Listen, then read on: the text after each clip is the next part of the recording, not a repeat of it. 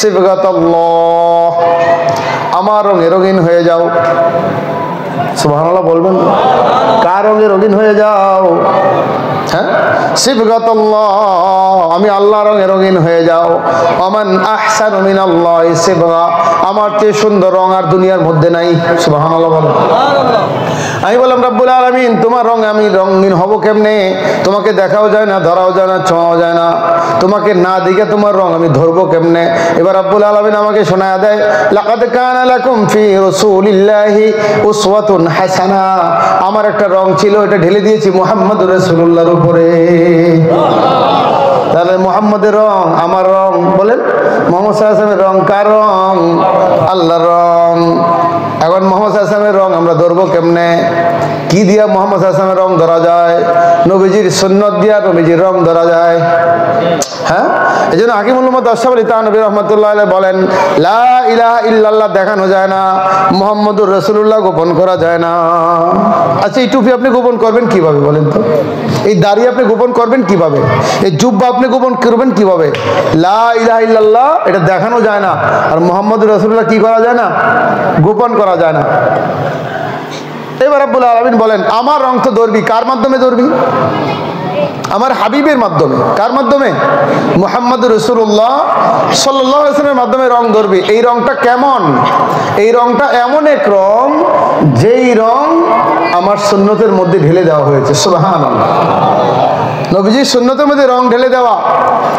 এজন্য আমি আমার ভাষায় বলি, যেটাই সুন্নত এটাই সুন্দর, এটাই স্বাস্থ্যসম্মত। কি বলছি বলেন তো? বল, আমার সাথে বলেন, যেটাই সুন্নত। সবাই বলেন, যেটাই সুন্নত এটাই সুন্দর, এটাই স্বাস্থ্যসম্মত।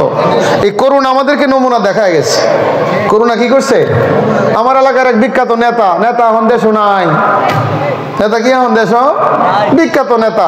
হঠাৎ করে একদিন দেখি মাথার মধ্যে জালি বাঁধছে। আপনারাও দেখছেন এগুলা? কি বাঁধছে? একদম জালি বাঁধছে। জিজ্ঞাসলাম, ভাইজান জালি বাঁধছেন কেন? তোমার তো খবর নাই, মেয়ে করোনা আয়া পড়ছে। আমার বলে খবর নাই, করোনা যায় পড়ছে।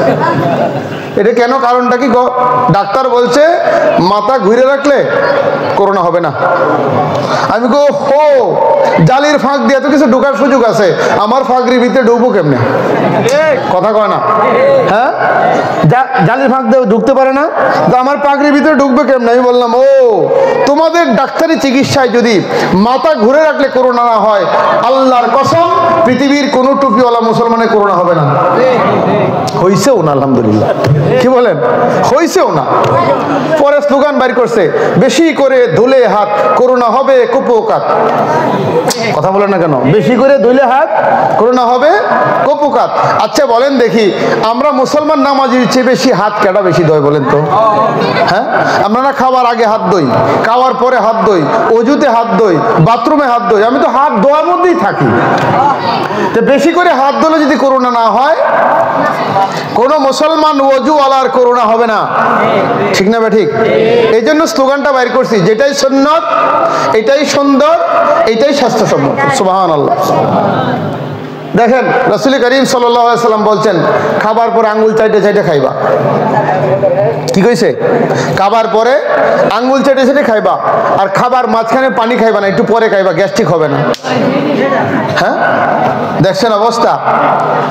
এখন বিজ্ঞান গবেষণা করে বাইর করছে, খাবার সময় দুই জায়গা দিয়ে লাভা বের হয়, জিহ্বা দিয়া, আঙ্গুলের গোড়া দিয়া। সুবহানাল্লাহ বলে না?